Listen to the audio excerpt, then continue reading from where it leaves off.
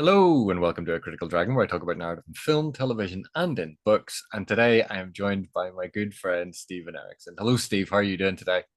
Good. And just for people now listening, we're halfway through a discussion on something, and so we decided that we record, and I guess we're going to be summarizing some of the things we've just been discussing. We'll jump back to this.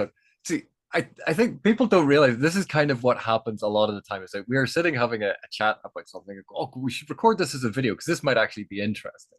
Yeah. So, what we were talking about was the influence of Robert E. Howard on fantasy, but bigger than that, trying to trace back elements of the fantasy tradition that are not linked to Tolkien, because everyone sort of locates the genre of fantasy sort of coalesces around Tolkien, and even I would make that argument as to where it really sort of kicks off.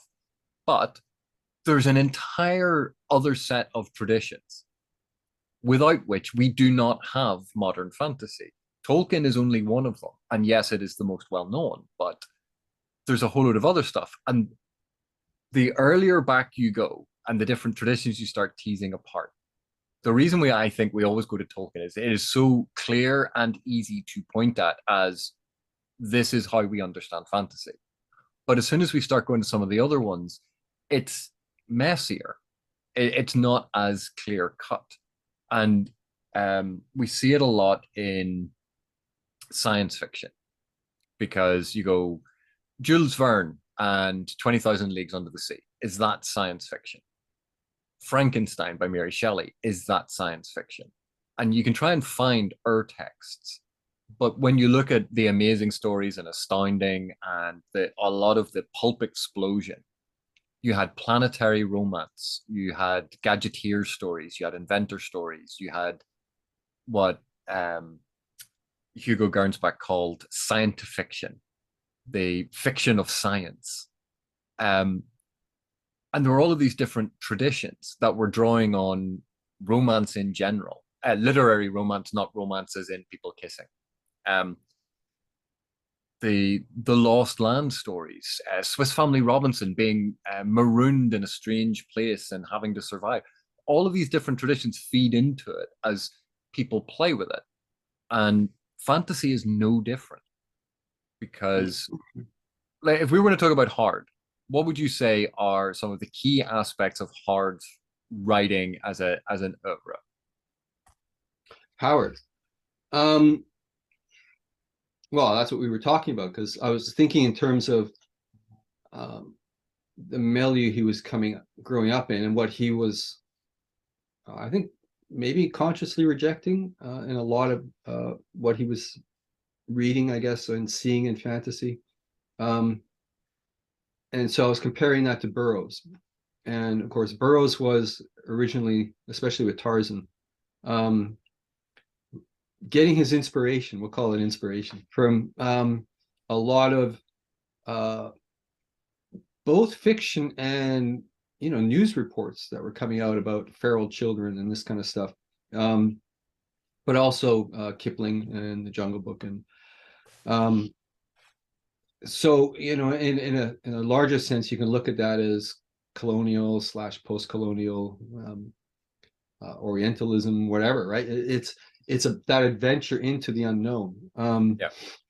and so Howard was, and Burroughs was very much writing adventure romances. So if you want to talk sort of any major themes, it was all about finding the girl and saving the girl, basically.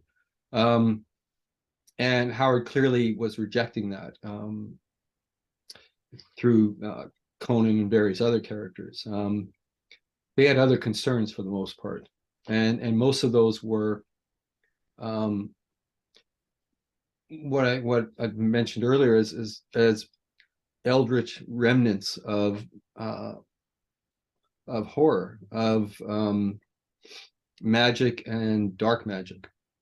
Um, that's sort of lingering in ruins and in those lost cities and all that kind of stuff. That was part of the the newspaper tradition at the time. I mean, you had Livingston, you had Stanley, you had, there's all kinds of stuff going on at this time, and the encounters with isolated peoples and strange customs and all that kind of thing. So all that is sort of building up to the kind of past that Howard wanted to evoke, which is why he didn't do secondary worlds. He did our world, and took various mysterious civilizations and cultures, Picts and all the rest, and pushed them back into a time that was, I guess, pre-Diluvian, before the flood, before the fall of Atlantis, and sort of framed everything that way. But I think in a larger sense, his inspiration, his influences were people like Clark Ashton Smith and Talbot Mundy and is it August Derleth? Who's the other one? It's another, well, Lovecraft obviously, but so there's a horror influence, and then I know Cam and Cam talked about this. I think he wrote an essay on this once, of the noir influence from the pulp tradition that also influenced what Howard was up to. So in one way, you can almost make a new world, old world divide here in fantasy, because a lot of this was coming out of the States, as opposed to the UK. Yeah, and I think, well, part of it is the collapse of the Western expansion in the US, because once you'd reached California and the coast, there wasn't the unknown ahead of you. So there was that sort of colonial expansion looking elsewhere, and a lot of that, it is a colonial imperial view, because that magic that was always, oh, it's from this long forgotten civilization, yeah. And the almost quite, not quite puritanical, but certainly Christian view of the magic being dark and evil, that is coloring things. But you mentioned Lovecraft. Lovecraft for me was very much about the localized setting that was being invaded by darkness or evil or impurity, and obviously that ties into a lot of Lovecraft's less savory personal beliefs. Yeah, fear of the stranger. Yeah. But that's not what Howard was doing. Howard was doing something very different. And then you sort of go, well, if Lovecraft is talking about horror, the horror tradition, you can't look at horror without looking at the Gothic. And again, the Gothic was tied into demonic and that sort of almost Christian religious view of what magic was, and these pacts with demons, and again, a lot of psychosexual stuff being worked into the Gothic. That is part, I think, of what Lovecraft was doing, and certainly was a preoccupation of Lovecraft's. When we look at that sort of his fear of the gene pool being mutated and diluted or made impure, that he had some difficult things to reconcile for someone who's trying to study his work, that some of his personal beliefs were quite abhorrent. Yeah. And of course, one of the issues there, of course, is how science was being bent at the time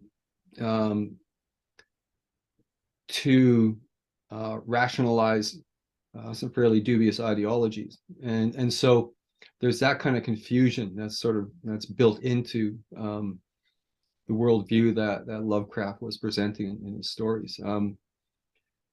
And so it's a weird clash of pseudoscientific, ideologically derived evidence, and yet at the same time you've got this recoiling horror of this unknown that is sort of infusing all of this stuff. And so what I'm suggesting is, quite often when you see in Howard's stuff, his heroes do that same kind of recoil, and so I see a parallel. I see similar responses to a non-rational older world that existed out there.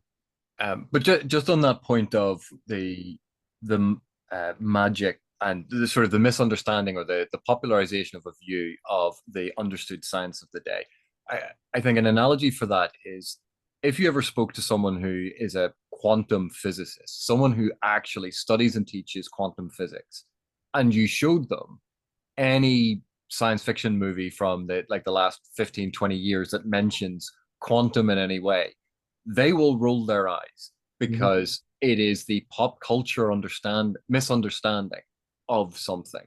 And I think we see a lot of that with the influence of the theory of evolution and natural selection, and this idea of that very famous image of the ape turning into the man. The pop culture understanding of that, like, I still remember the political cartoons. We had done some study of this. The political cartoons of the Irish being ape-like or bestial because they were less than human. They were not as evolved as the English. And, that was a very popular cartoon sort of style and belief at the time. And of course, that was applied to other races and peoples around the world. And so I think we see a lot of that in Burroughs, where these lost land tales, it's the idea of we're civilized and we go to these far off places that the light of civilization has never shone and they've been forgotten or they haven't been discovered yet.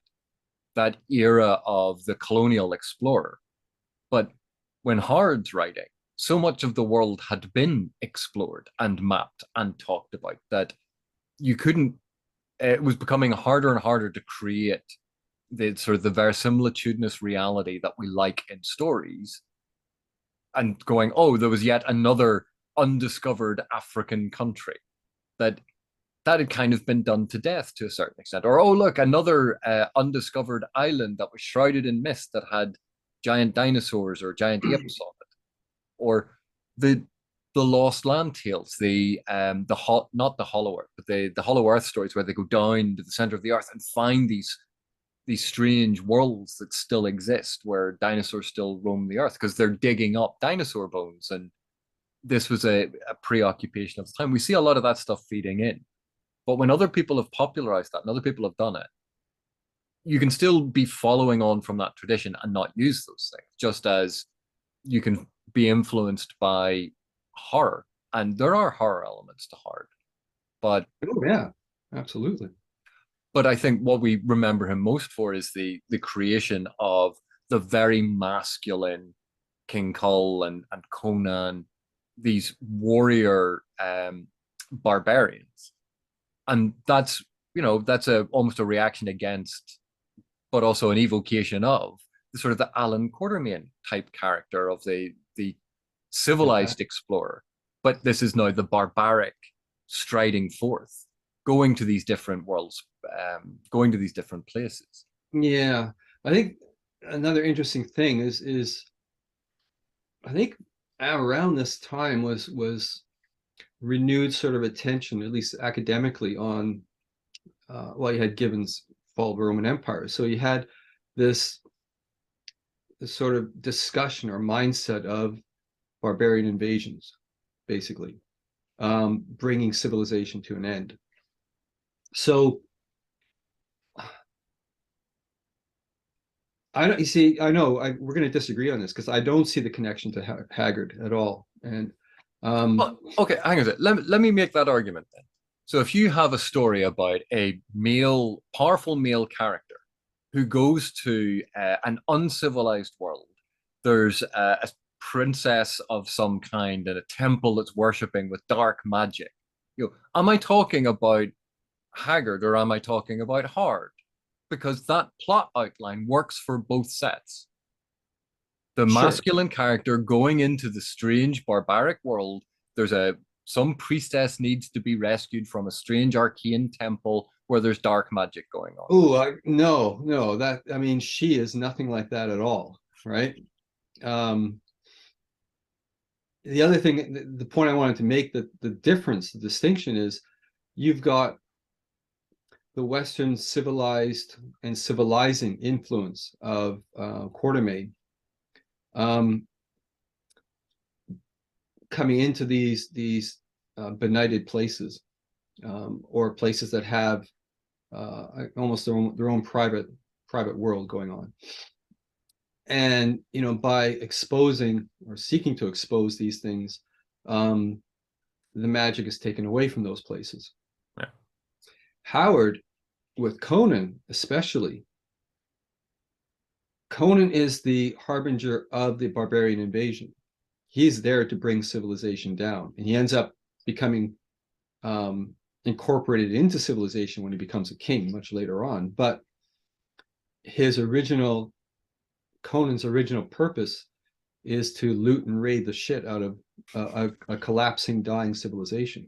So that's the barbarian invasion of Gibbon's Fall of the Roman Empire, or J.B. Bury and all these people. And I think that was really what sort of was pushing that idea, was that you've got these wild people, the Cimmerians, or the Vanir and the Aesir and all the rest,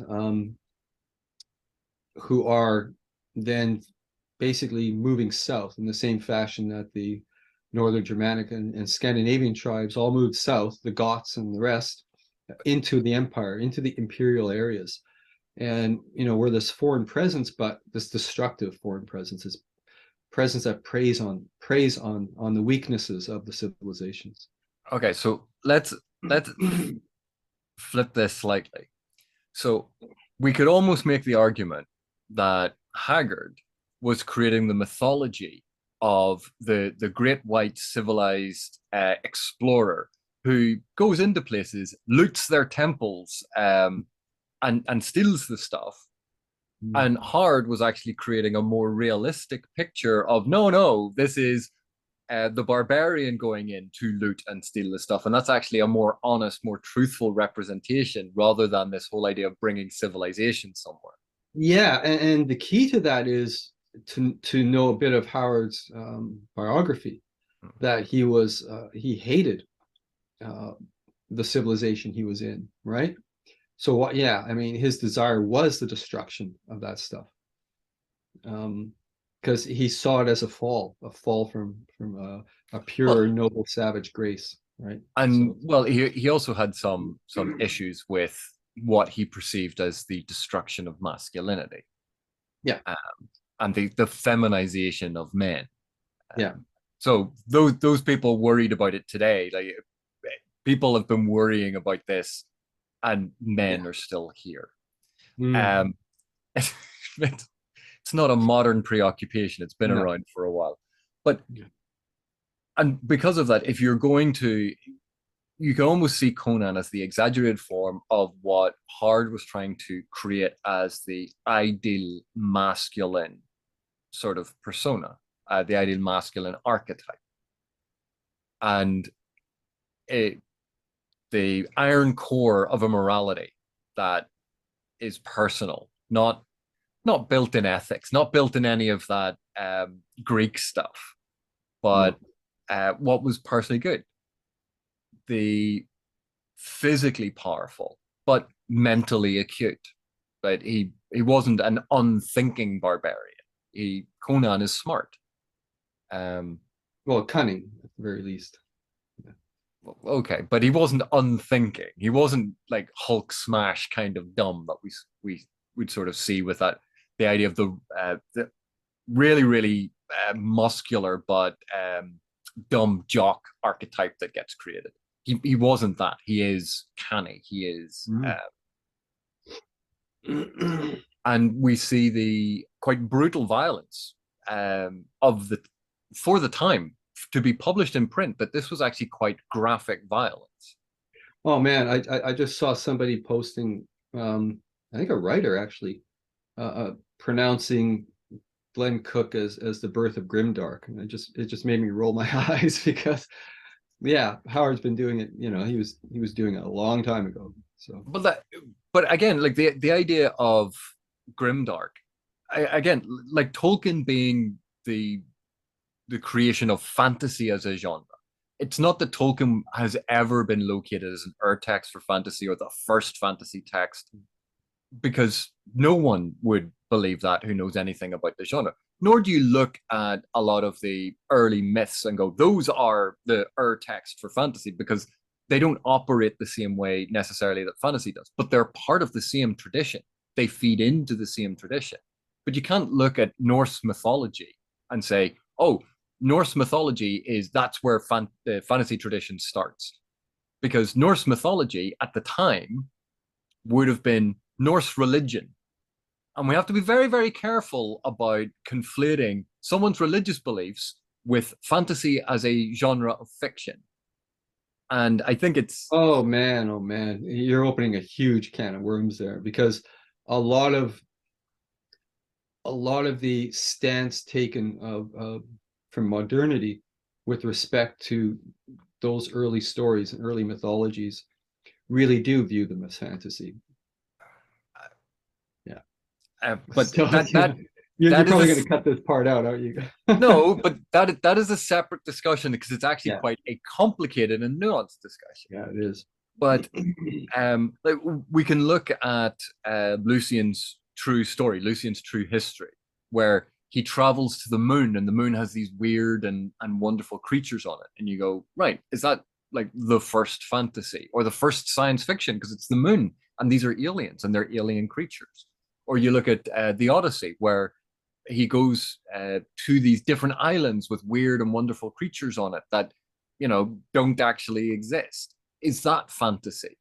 Or, but we view it as the epic, as if somehow the epic is not fantasy. Yeah. And it's because we use the term fantasy to refer to about 5 or 6 different things, but because it's always the term fantasy, they become confused and conflated, and the different areas blend and blur. Mm. But if you look at Dracula by Stoker, so again, like late 19th century, because that's the time period we're kind of talking about, with Burroughs then moving into Hard. And early 20th, isn't it? Kind of. well, Burroughs is late 19th century, Hard is early 20th century. No, Burroughs, his first book was 1913. Was it? 1918. Yeah. Oh, who am I thinking of was early or late 19th century? That would be Jules Verne and company. Ryder Haggard. That's who I was thinking of. Right. Okay. Because we were talking about Alan Quatermain. Yeah. But that sort of movement of the lost civilization. But if you think, like, Dracula came out late 19th century as well, and clearly it's drawing on the Gothic tradition, but you have a lot of the same fears about the pollution of the pure civilization by the ancient lost civilization of the Count, who represents a different world order, an old world order compared to the new world order. There's a lot of tension between new technology and old customs and superstitions, the new world versus the old. A lot of that's wrapped up in Dracula. The colonial and post-colonial aspects of the Anglo-Irish question, that is a hugely contentious issue within Dracula as a text. You can see, like, this is a big question in the late 19th, early 20th century about the movements of people and defining people and trying to find that.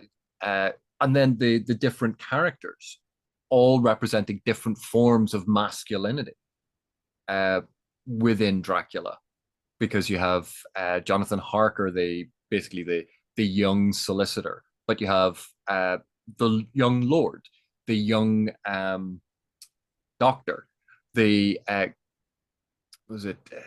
I always call him Quincy Jones. It's not Quincy Jones. The American, the new industrialist from America with his 6-shooters and his American drawl, who's there representing kind of new money and the new blood of America. That a lot of this is considered there, and you go, but that's an Anglo-Irish author, an Irish author,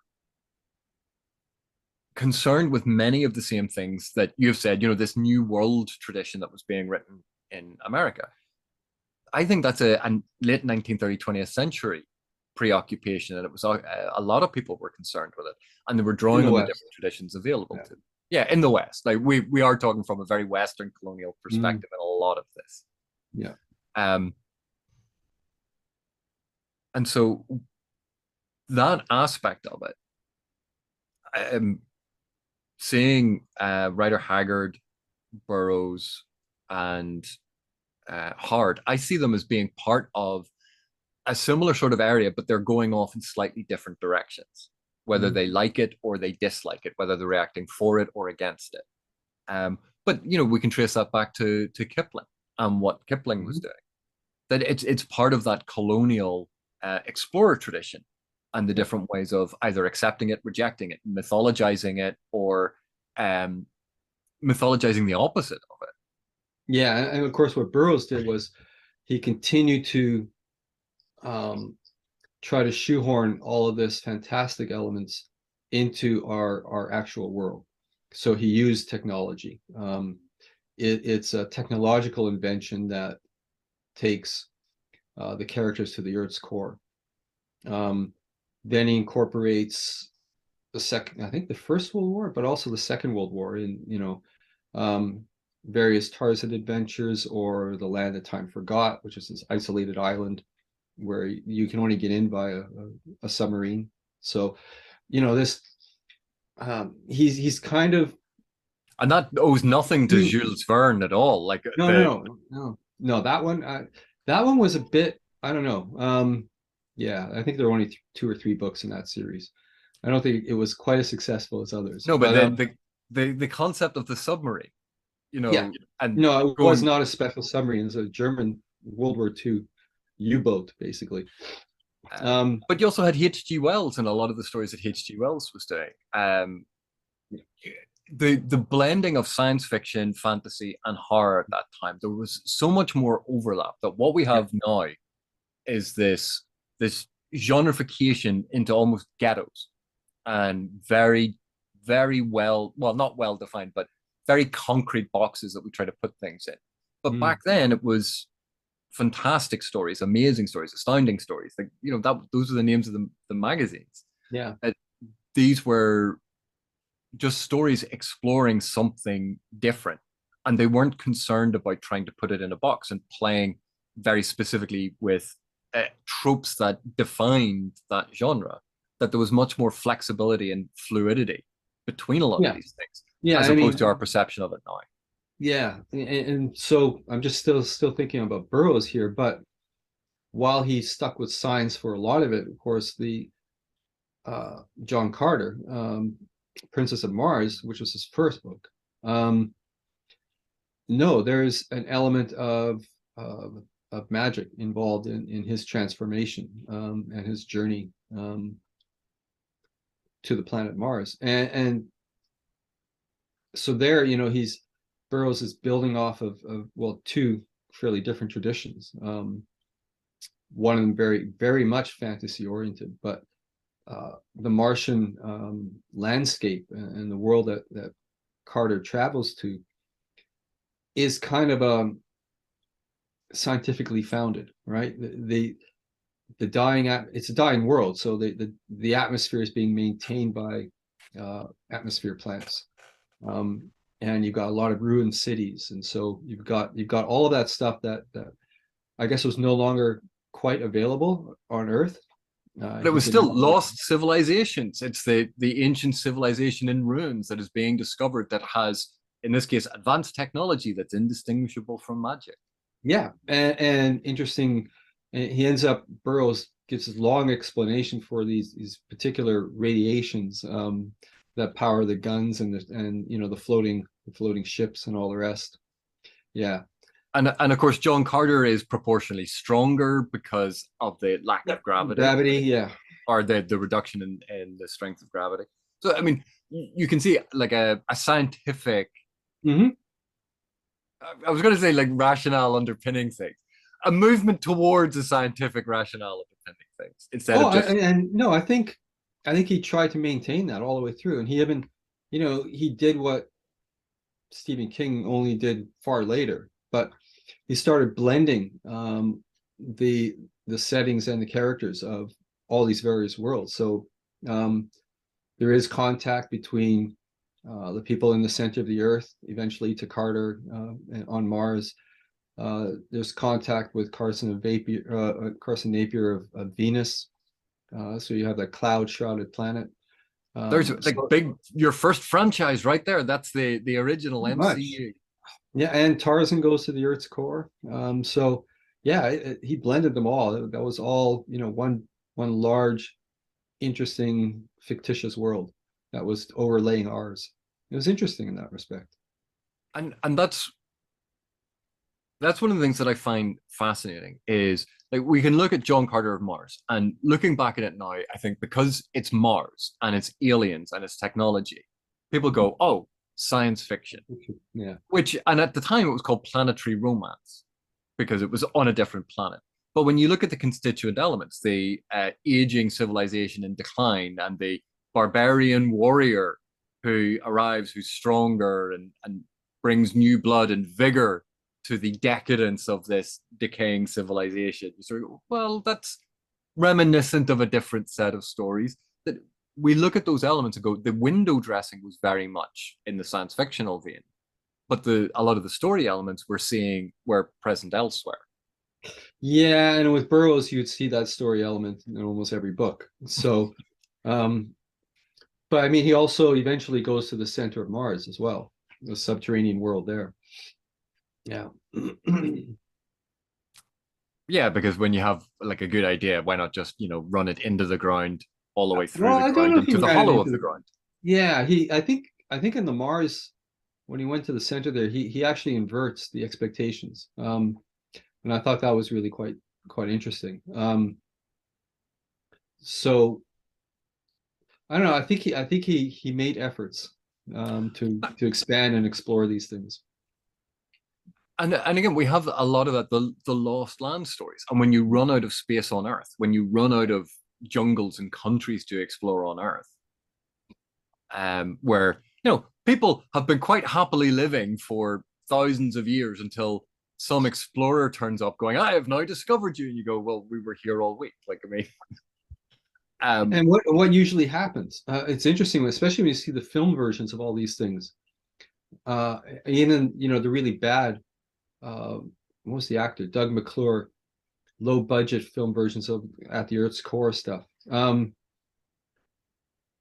There is a convention in the filmmaking of Lost Worlds that was often not there in the books, and that is the story ends with the destruction of that world.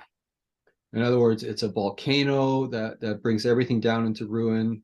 All the treasures lost. The great temples are destroyed. The people are wiped out. And that happened over and over again. And it happens over and over again in the film versions of all these things. Is that you actually have to tear all that down by the end of the film. I always found that so frustrating. It really bugged me. I would love a storyline where the heroes are bashed and beaten up and they crawl out of whatever they've encountered, but that world still exists, still waiting for you. If and of course, in the want to dare go back. and in the modern day, like they completely invert that in the Marvel world because you had Wakanda as the lost sort of civilization in Wakanda, and it's hyper advanced because it was never infected by that sort of the colonial expansion and exploration that they separated themselves off, and it's an inversion of that trope from well-established stories. Yeah, and it's part of that ongoing dialogue, and that stuff is existing. It's out there, and the conversations are being expressed in these these new creations. Which I think is a necessary part of the process as we evolve. But locating Grimdark in, say, Glen Cook, you go, well, okay, Glen Cook is one that you can look up, but of course, like we would both argue, or well, I think maybe we would both argue. You can say for yourself, but a lot of where Cook is coming from is that war fiction, Vietnam War fiction. That you can see that at least for the Black Company initially, feels very much like I've taken a Vietnam War story and now I've moved it and I've just transplanted it into a fantasy world. So I can do fun things with it. But it seems very much more in that tradition. So is that establishing grimdark, where No. grimdark was coming from a different sort of, Yeah, I don't even think Glenn Cook's Black Company is strictly speaking grimdark. You because know there are what? horror elements to it? In many respects, yeah, it is a romance adventure, because and that's founded in the narrator's position, and his interests, Croker's Um, interests, and and I love recently I was story. talking to Philip Chase about David Gemmell and Legend, and I said, like, this is part of that British tradition that I think heavily influenced the evolution of grimdark. And someone, what about Moorcock? You go, yeah, like Moorcock's part of it as well. And yes, Moorcock was earlier, but Moorcock, again, like we were talking about, had a lot of horror elements, a lot of science Mhm. fiction elements tied into it. That Moorcock rejected that Tolkienian approach and went back to Hard and Burroughs and Lovecraft. And you can see a lot of those elements worked into it, that it is radically different in a lot of respects to other fantasy that was being written. Like Moorcockian fantasy is almost its own thing, Mhm. that owes a lot to that pulp tradition, but um, is highly evocative.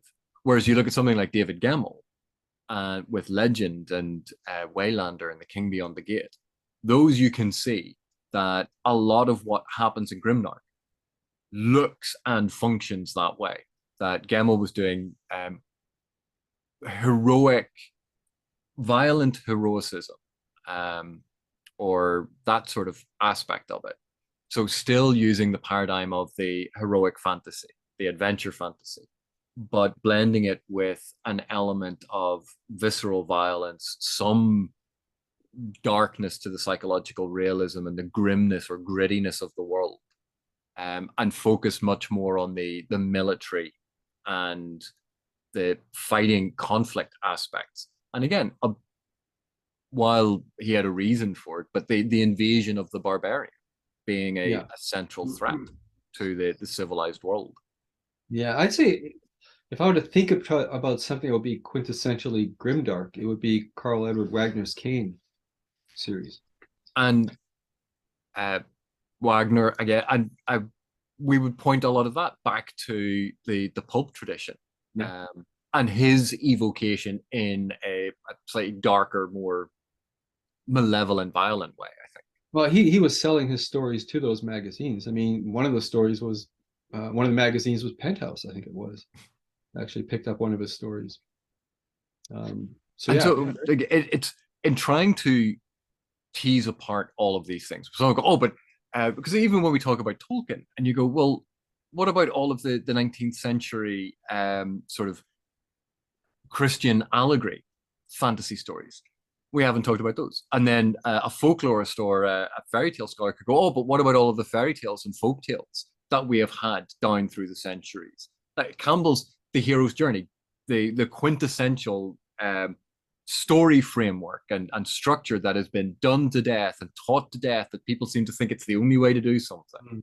That we wouldn't have that if we didn't have all of those fairy stories. So is that the center of fantasy? And that's it. But each of these different traditions does different things, because it's part of the narrative landscape when it is being written. It is Mhm. reacting to things, it is rejecting things, it is borrowing from things that are available at that point in time. And we retrospectively trying to reclassify it causes issues, Mm. because we start ignoring the things that either we are unaware of, which happens all the time, that we don't have all of the information because we can't be experts in everything. And so through our own ignorance, we ignore a whole load of things that are actually really, really important. Oh Uh, yeah, I mean it's like announcing the Black Company as the birth of grimdark. No, you what you really want to be announcing is the Black Company is your birth of grimdark. That's the or earliest piece you've read, right? is an important text or an important work in the development of grimdark becoming a discrete subgenre within fantasy. You Yeah. go, like, you can locate it. You can locate it as an important Oh yeah. text, the same way that we do with Tolkien's Lord of the Rings, or I would argue D&D and gaming. That is an important text. That George R. R. Martin and A Song of Ice and Fire, like that was an important text to popularize that style of very gritty, grim, dark, low in terms of magic level, low levels of magic, uh, because it's borrowing very much from historical fiction. Mhm. You know, people who love A Song of Ice and Fire, and you go, "Oh, I love that type of fantasy." You go, "Do you know how much historical fiction is out there that Mm. is written that way? That it is about the Romans or the Greeks or the Sumerians or the Babylonians, or and they are essentially fantasy stories just with no magic in them and set in the real world." But Mhm.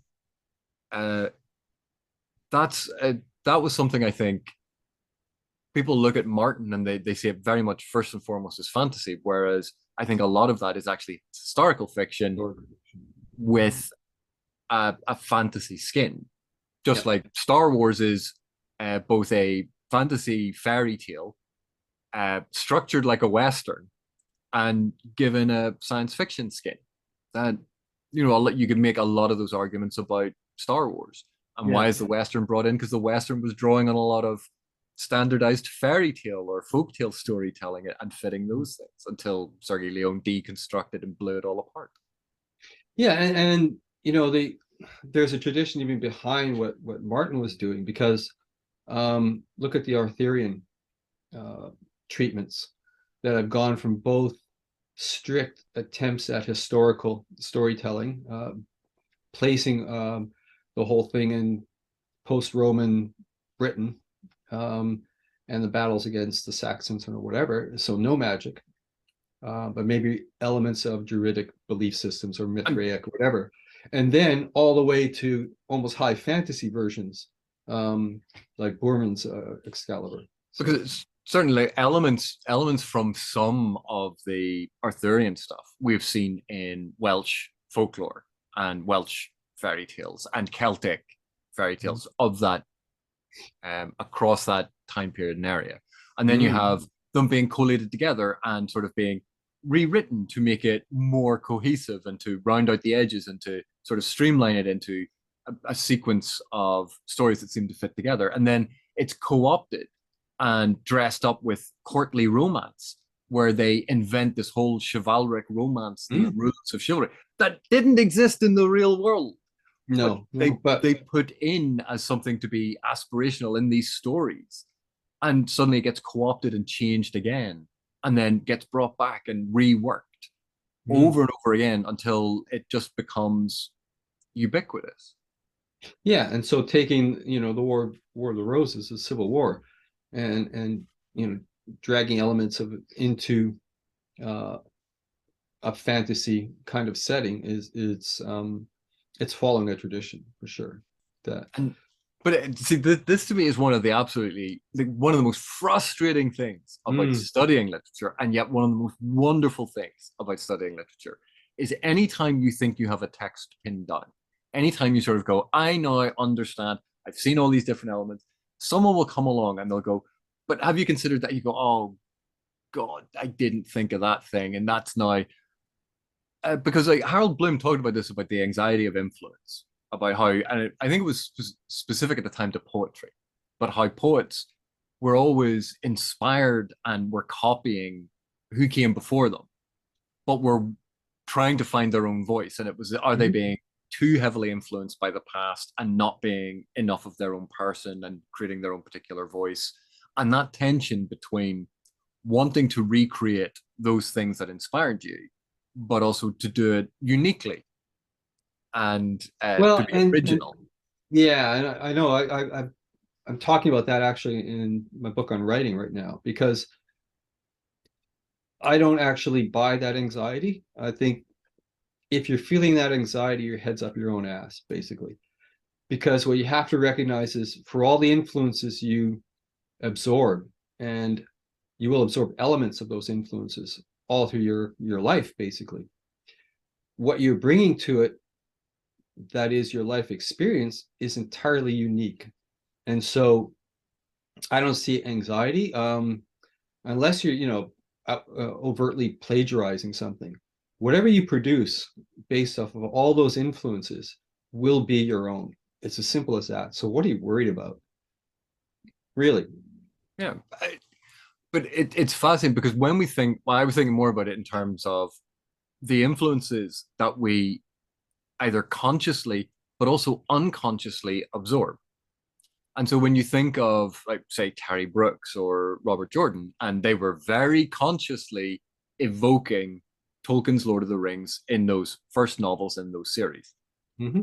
But at the same time, it was their version of it. Mm-hmm. Both of them, and you can see the Tolkienian elements, you can see the elements of the Lord of the Rings that are there, but they are evoked in a very different way. Yep. And they're certainly not in the style of Tolkien, not with the focus of Tolkien, not with the tone of Tolkien, not in the same world, story world that Tolkien designed. And yet we go, yeah, but clearly it's Tolkien. And you go, but okay, that's the bit that's the same. So how do you explain the bit that's different? Oh, well, they just invented that. And you go, no, because we can draw out influences there as well, where we look at those more adventure stories. We look at Yeah, but I think there, those elements of similarity or direct influence, conscious influence, are pretty much plot based, aren't yeah, they? Yeah, and so the invention, the world building, and all the rest that ends up padding and filling out these fictional worlds. That's the author at work. yeah. And they may be taking something from what inspired them in their teenage years or whatever, but they're applying a new sensibility to it that is designed to satisfy themselves as creative people. So, plot elements, well, I mean, there's only so many anyways, and maybe it was just a basic case of they skirted a bit too close to those plot elements as the launching point for their stories. But you know what? That makes sense too, because it's comfortable. And if you're a beginning writer and you want that sense of familiarity and comfort that you're on the firm ground that was laid by somebody else, and then you can start building from there and expanding things. And both those series go off in very Yeah, different directions. And yeah. but even in terms of theme, tone, style, all of those things are radically different to Tolkien. And those are important elements of narrative, despite the fact that they are harder sometimes to discuss, to analyze, and to be very clear about, because you can't just point at it and go, it's that thing. Mm-hmm. They aren't as clear cut as, oh, look, the wizard mentor has turned up to teach that, right, okay. You come from a small village, do you? And now you're going to go out on a quest to go and find a magical object, right? Fine. Those things are very easy to see. So Mm-hmm. that's why they are so recognizable. Yeah. But anyone who thinks that Jordan just copied Tolkien is ignoring all of the other elements of narrative. Now, it is clear, heavily influenced by, let's not kid ourselves, but was doing his own thing with it. Yeah.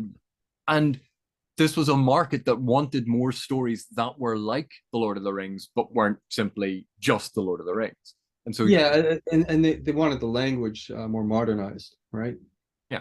The style itself, because for all the great love of Tolkien, it's a convoluted Victorian style, isn't it? So and interestingly, because we could use what Jackson did with The Lord of the Rings was when Jackson adapted it, he changed it more toward that vein of action adventure. He pushed it toward action adventure. With Jordan's work and Brooks's work, again, they moved away from the romance tradition that Tolkien was writing toward hard and the action adventure and that whole pulp tradition. And that is a fascinating movement away from one of the key aspects of Tolkien's writing in that whole chain of what was it? Pilgrim's Progress and the the prose romance fairy tales of William Morris and all of those sort of very gentle or elaborately written stories, and trimming it down, focusing more on action and adventure and detailing those things to the reader, that we see that transition. And that's something that was in the pulp tradition. That was something that Hard was doing, that Burroughs was doing, that Haggard was doing. Burroughs especially. I mean, if you could write a whole thesis on the influence of Burroughs on Star Wars. It is all over the place. I'm sure someone has. I'm sure someone already has. Yeah, probably. Yeah. I remember when I guess it's the second film, when you got the floating ships. That is just straight out of John Carter of Mars. That's just a direct lift, including sort of jumping from one ship to the next. And I guess he uses the Force. Luke uses the Force at that point. I don't know if it's just acrobatics or not, but it's not. I mean, it was John Carter. I remember seeing that, thinking, "Oh man, this could be John Carter." And I suppose that's part of the reason why, when they eventually got around to doing a big live action John Carter, it's like people had already seen it in Star Wars. Yeah, It's hard to be original when works that not necessarily are derivative, but have borrowed or been heavily inspired by a set of works, that they get made first. They become famous because they're famous. We go, oh, we'll go back to the original. And people go, but well, this seems very tired and done. And you're like, yeah. They just copied that, from Star Wars. No. when we it's frustrating. But the idea of like having the named sword or the magical sword, you go, that's all from mythology. And it enters into fantasy, like the invention of Excalibur for Arthurian mythology. That, I think that was one of the French inventions, wasn't it? No, probably. But even and who knows where the origins of that stuff come. And we know of named swords in the Norse recovery of artifacts, anyways, from Viking periods and even pre-Viking, pre-Norse. Which obviously, because of the Vikings' influence on the creation of the Normans and the influence on Norman culture, you can understand why that ends up being a French influence on an English story about King Arthur. Yeah, one could draw those links. I don't know if you would want to sign your name to that, but yeah, it's certainly a possibility. But again, like the interplay and cultural bleed that we have in historical time periods is so much more significant than I think a lot of people are aware of. They seem to think that, in the past, well, we didn't have planes, so people just sat at home and didn't travel. Yeah. There was a lot of trade. There was a lot of swapping of stories. It influenced things. It's a thing that's being discovered now more and more in extremely early history, prehistory, that the extent of travel was far greater than originally imagined. But a lot of that is terrestrial bias. The notion that because we can't find ancient boats, they didn't have them. Right. What, those things that were made out of wood and would have been sitting in water and therefore quite possibly rotted, or are now sitting 200, 300 meters down at the bottom of the ocean and then covered in meters and meters of silt. That because we can't find those, they didn't exist. Oh, it's you and I mean, it still persists. I mean, the evidence is almost irrefutable that Homo erectus made it out to remote islands. And yet at the same time, in the next breath, they'll say, well, there was no boats back then. They must have been clinging to logs after a storm. You go, well, weren't the sea levels slightly different? That too. Yeah, they were lower.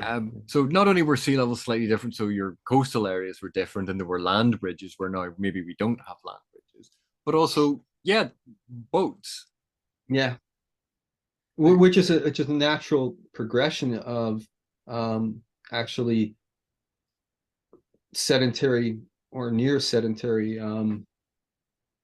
subsistence based off of coastlines. because coasts are extremely rich in terms of their energy base and their resources.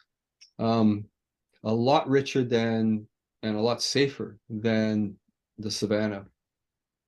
So I think there was probably a lot of coastal migration, coastal movement.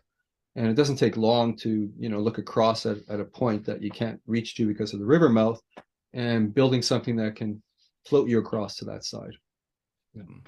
But we've drifted somewhat away from genre. We have drifted, haven't we? Um, On a log. Because we didn't invent a boat. No. But this is one of the complicated things, because if you think of the folk tales, fairy tales, myths, legends that you heard as a child and you misremembered, half remembered, and then how that misremembering you then, if you become a creative person, are building on, and you go that the myth still has influence, even if you've misremembered it, and you've reacted to then a misunderstanding of it. And so that's why tracing out literary influences can be quite difficult. The other thing is, in the modern day, influences aren't just literary. No. You're talking about film, television, radio, computer games, all forms of narrative influence us.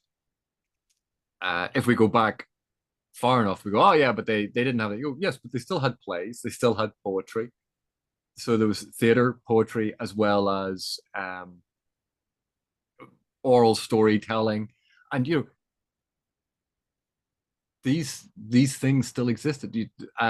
Where we think there's a small or a finite body of work, say, associated with Greek mythology, partly that's because only some of it has survived.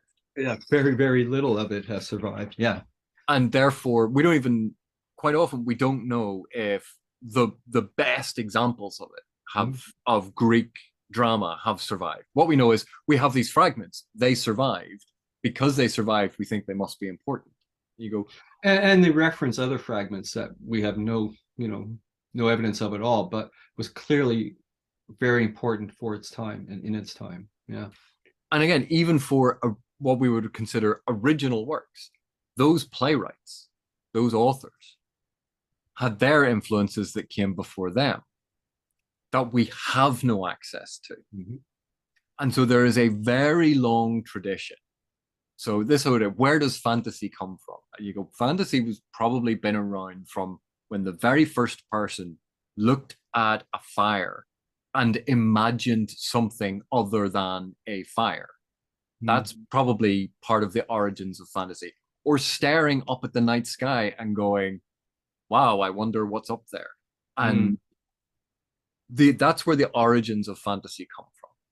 Or drinking particularly potent brews of one form or another and wandering into a cave and painting on the walls. Yeah. And so the fantasy tradition is part of the human storytelling tradition.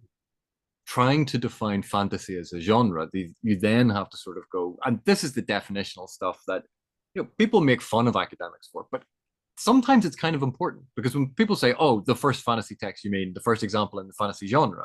They're like, yes. Okay, when does the fantasy genre exist? Because that's a 20th century invention.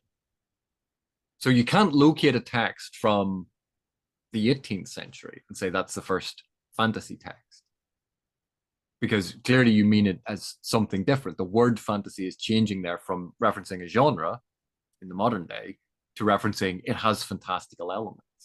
And you get into these definitional arguments, and that's why it is so incredibly difficult. You look at all of the different influences on, say, Hard, the authors that influenced Hard. So you go, if we then go back to them and say, oh, we'll find these are the influences, but who influenced them? Where do we draw the line of where the tradition consolidates, coalesces, coagulates, to use another word beginning with C? Where do we draw that line? Because where we draw that line, we will always be able to look back at a previous generation or 2 generations or 3 generations or 10 generations to find works that have elements that we are finding is key after we've drawn the line. Yeah, and we can't just look back at literature in an exclusive sense. You also have to look back at, even at those times, the early films that were being produced, the classic westerns, all of that stuff. There were some very early biblical adaptations as well. And so yeah, you have things outside literature that are actually participating in influencing the sciences, the birth of the social sciences, the popularity, strange popularity of historical books, histories about the empires and of the past, and all these things that were being discovered at the time. So all of those are going to play a role as well. Yeah. And that's, I think, Hard is often overlooked. Burroughs, I think, is often overlooked as formative influences on fantasy. Yeah. Lovecraft had a huge impact in terms of fantastic fiction in general, but certainly much more in the horror vein. But you can't deny. Yeah, I couldn't abide Lovecraft, I have to admit. But you can't deny the impact No. Lovecraft had. Like, he did. But then you sort of go, well, if you're going to look at Lovecraft, you look at Poe. And again, you end up, each time you sort of settle on one to sort of go, well, this is where we're going to look. This is where we're drawing our line. You can immediately look at an influence, a predecessor, who is doing similar things, the things that the other person was inspired by or was building on. And you go, is that where we're now going to locate it? And you keep hopping back until you've now gotten so far away from the thing that you're trying to define. Because if you look at the modern, if you're going to try and find the modern genre of fantasy, what the key elements are, and go, where's the first example of that? And people go, oh, Tolkien. And you go, well, okay, what about William Morris? Because Tolkien's very similar to William Morris. So you go to William Morris and you go, well, okay. And then what, you go back to Bunyan? And then you, but well, okay, now we're going back to Dante. Oh, well, Dante, well, now we're going back to, you just keep going backwards until you realize that you've gone so far back that the elements that you're now saying are the same in the modern. You go, no, because it's now in a different form, a different format with a different intention and a different style. And okay, so it had demons in it.